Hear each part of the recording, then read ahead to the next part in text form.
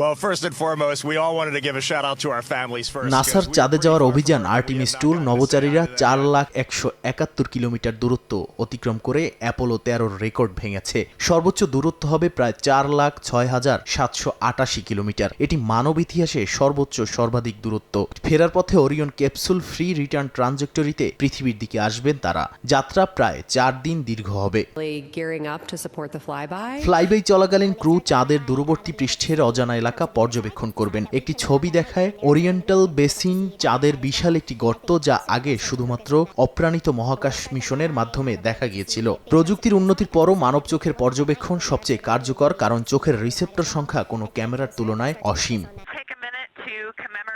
Commander Reid ওয়াইজম্যানের নেতৃত্বে ক্রুতে প্রথমবারের মতো অন্তর্ভুক্ত হলেন ভিক্টর গ্লোভার, প্রথম কৃষ্ণাঙ্গ নভোচারী, ক্রিস্টিনা কচ, প্রথম নারী নভোচারী এবং জেরেমি হ্যানসেন, প্রথম নন আমেরিকান নভোচারী। ফ্লাইবাইয়ের প্রায় 40 মিনিটের জন্য সকল যোগাযোগ বন্ধ থাকবে, কারণ ক্রু চাঁদের পেছনের অংশ অতিক্রম করবে।